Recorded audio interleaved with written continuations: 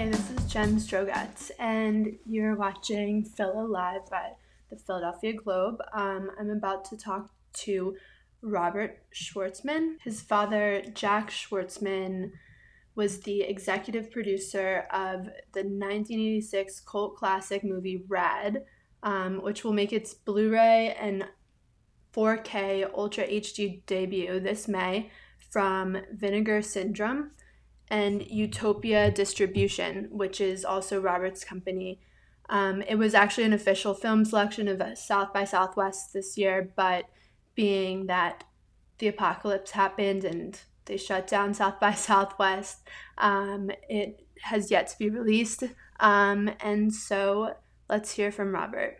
Hey, Hey, how are you? good. How are you? Good. Oh, I like your backdrop. That looks really cool. Oh yeah, the sun is setting right now in Hawaii. Yeah, it's beautiful where you are in Hawaii. Amazing. It's always sunset all day long. How'd you escape to Hawaii so fast in the apocalypse here? I don't know. All you need to do is switch the background. You could be anywhere these days. Amazing. You are the co-founder of Utopia Media and Distribution. It's a company that supports filmmaking and the entire life cycle, basically getting it straight to the consumer. Mhm. And your father was the executive producer of the cult classic RAD from the 80s. And Yeah. so, right?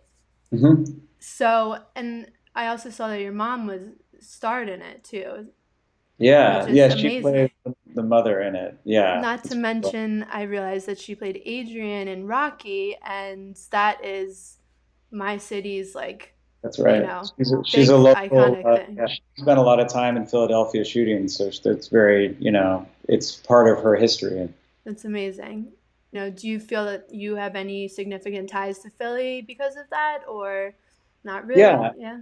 I mean, I do just because of growing up, with her having the history if she had with Rocky, and I think with any parent in any job they're in, or if it's in the entertainment business, with a mother as an actress, when you're growing up, your friends or people you meet maybe know those movies. Mhm.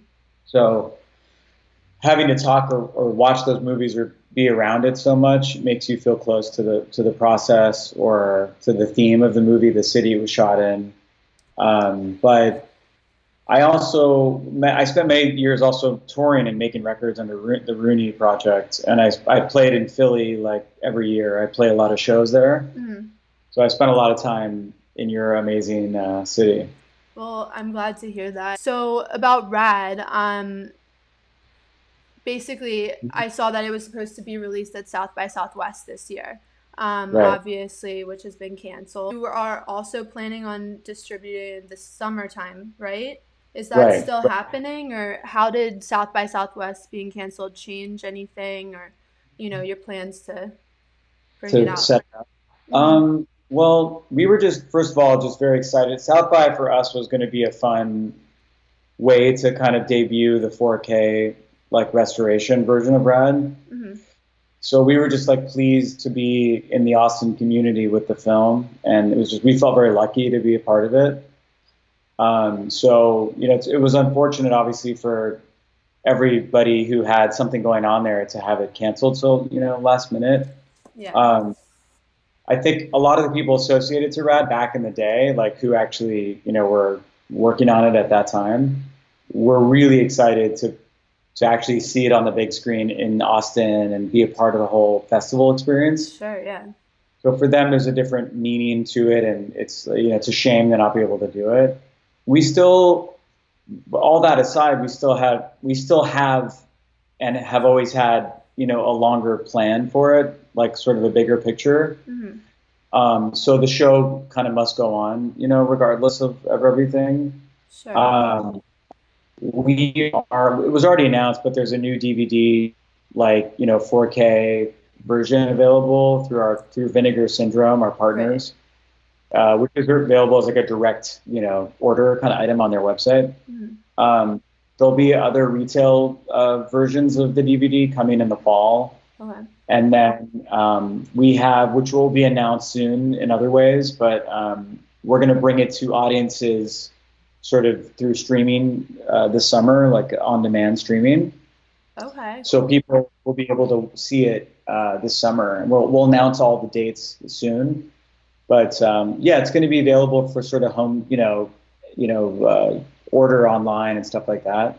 Very cool. Instant watching. Sure. And other kind of fun stuff in the works. It's been really a fun project. RAD is like, it's interesting, because it's been a long time coming, and Right. I didn't directly like get to make the movie RAD, but my dad produced the movie RAD, and he had a production company he started, and that was one of the projects that they did in the early, it was one of the few movies that they got their hands on as a company. Mm-hmm. And he did pass away, and we were all quite young when he passed away, and a lot of these movies that he had worked on, we weren't in a position to do this, to like re-release it. Sure. But now as we've grown up, and personally I've taken a real interest in film distribution, I really enjoy the process. I've been able to work on movies myself as a director and producer. Cool. And so, yeah, it's nice to get my hands on a project that was my dad's movie. I think that in its day when RAD came out, the movie industry was very different then. I think theatrical releases were like the main thing. Yeah. And home entertainment was really like VHS. It was called home entertainment. It was a different kind of medium. Mm-hmm. But so much in that world has changed over the years with technology. It's kind of been turned on its head into a whole new kind of world now. Completely. So I get to kind of be the next, a younger generation embracing the new and embracing new technology and trying to be forward thinking with anything I work on, but especially with RAD. I get to sort of modernize a movie from the 80s, a library title.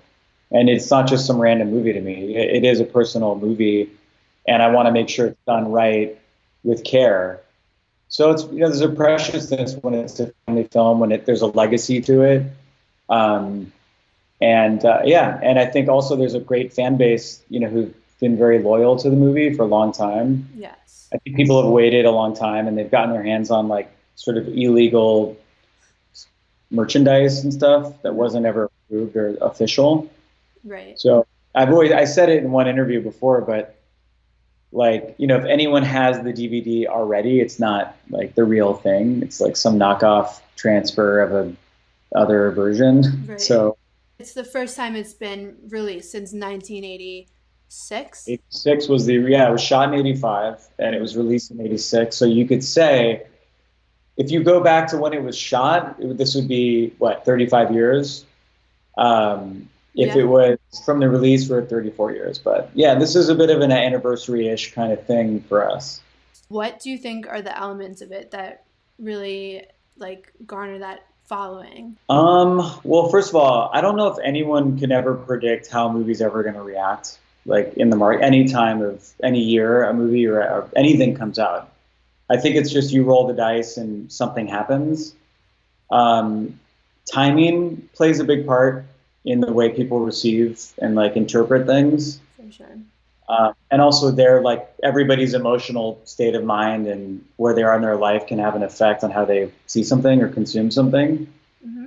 So, going back to that time in the 80s, from what I've heard from fans and people I know who love the movie, and my own relationship with the movie, the movie came out at a time where people were at a certain time in their life, maybe age-wise, where it made them actually feel like they could take on the world, from like the BMX world. Like it was a new sport, a lifestyle kind of sport. So I think people felt really inspired at that time seeing this movie. So there's that effect. There's the age people saw it at. The fact that it was about BMX, which was a new thing. It was kind of up and coming. Right.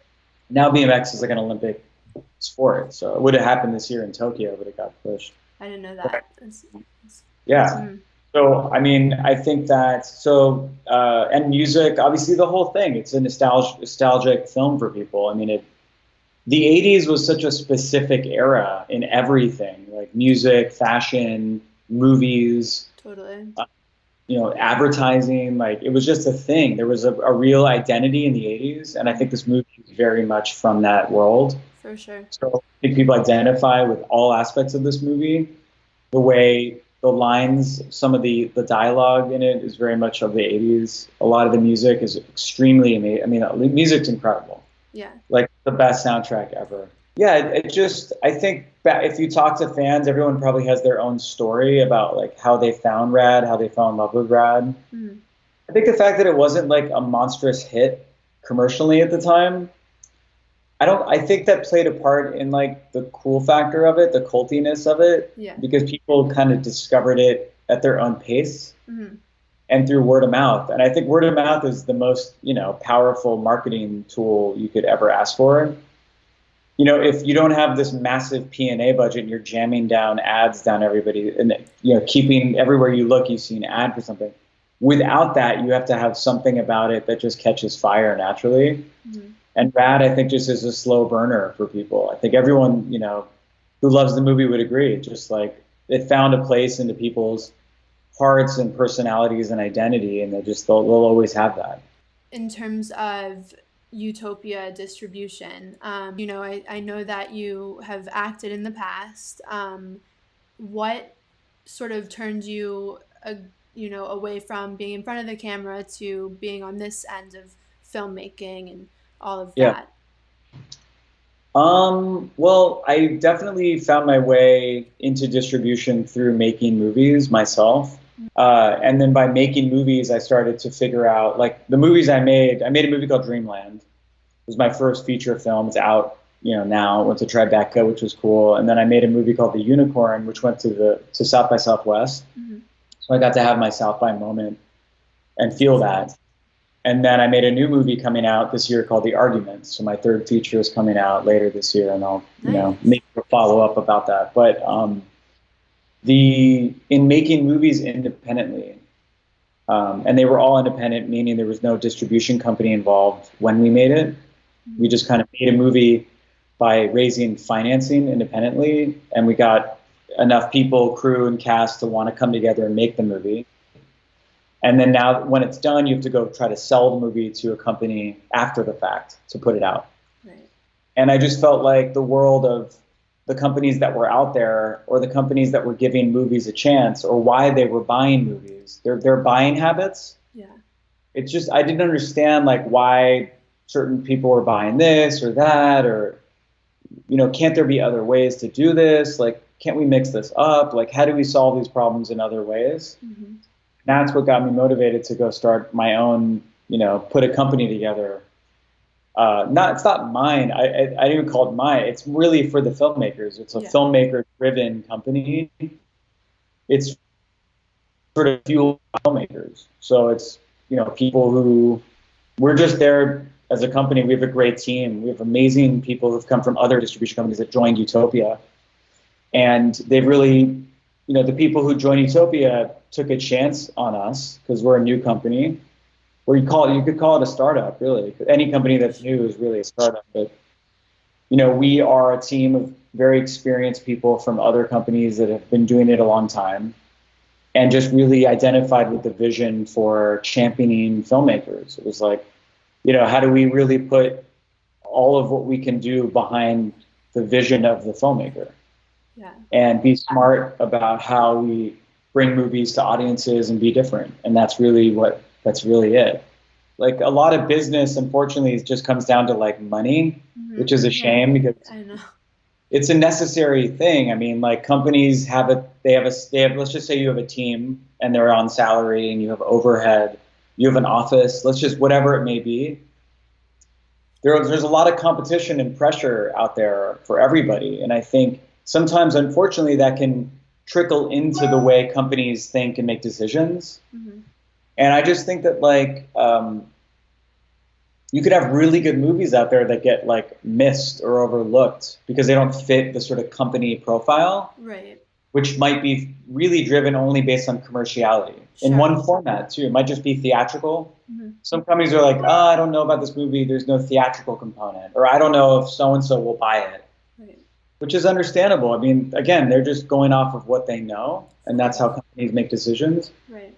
and they live or die by those decisions. I think that those are maybe that's the ripple effect I'm talking about. It's that kind of stuff that's going on that I think makes it harder for independent films to survive. Sure.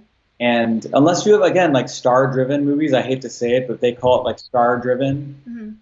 You know, you could say the word talent, but I think that's like not a good word to use because, talent is not how famous you are. Right. Not, of course not. But unfortunately, we live in a society, if you're talking about societal, things going on, where we unfortunately value things based on fame and followers, and rather we overlook things, based on they're already proven in some capacity, rather than wanting to break new voices and new talent, going championing things that maybe aren't exactly a sure thing, but we'll do our best to try to make it successful. Art is just sort of lost amongst us because of Right. business. And I Right. think what you're doing is really admirable for filmmakers and for everybody, really, because I mean, you're sort of pioneering like this new way that can be really helpful to so many people, artists who really Right. deserve to be heard, you know? Absolutely. I mean, look, I think everyone at Utopia and what we're doing is really driven by wanting to support and take care of the film community, fans of movies and people creating movies at every level. There's no really, like, there's no tier or slot thing of like, we only do this or we do that. We don't want to set so many rules where you start to overlook trying to champion and support the film community as a whole. Sure. So yeah, I mean, I'm glad you recognize that, and thank you. I'm glad that you like that. I mean, with Utopia, we've been really specific about wanting to find movies that we really are excited about as well, just personally connect to. Because look, I mean, outside of what we just said, like championing filmmakers, there's also companies also have things they like, just in terms of the stuff. I mean, you have music you like, movies you really gravitate towards. As a company, we have movies we like and gravitate towards personally. Yeah. So, but we try to make decisions based on things we like, genuinely, just enjoy. Sure, that makes sense, of course. So I'm curious because in Philly, at least, we have a really rich, vibrant art scene. And Yeah. especially for filmmakers, there's an amazing scene for that. So if, well, I guess I would ask you, what would you say to them? And to work with Utopia, if they had a film, would they be able to submit it to you, or how does that work? Yeah, it's a great question. Um, with Utopia, there's an acquisitions team. Mhm. So if you go to utopiadistribution.com, there's information. Something I do want to share with your audience, I think that more filmmakers out there are going to start taking a chance on self-releasing their films. So we've been working on a new platform called Alta VOD.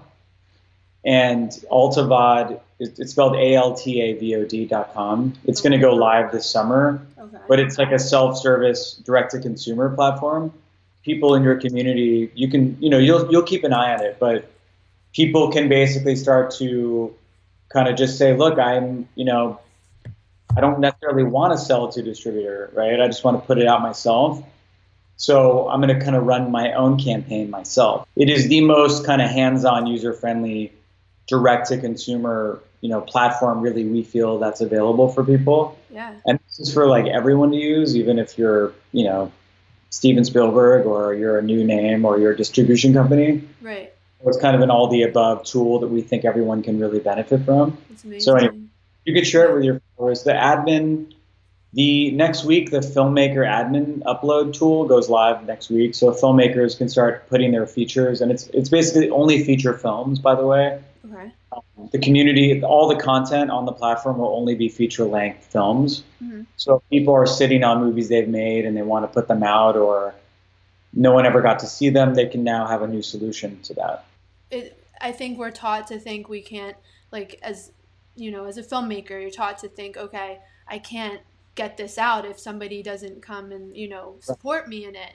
But Yeah. you're showing people that's not really necessarily true, and that can lead to so Right. many things for people. There are definitely more barriers to entry in the film world, and we want to be, a solution to that problem. So the problem of if you don't have the access, or your movie doesn't get into a film festival, or you didn't get that article in the fancy publication, or whatever those things were that people thought were the secret sauce to getting the road to success. Right.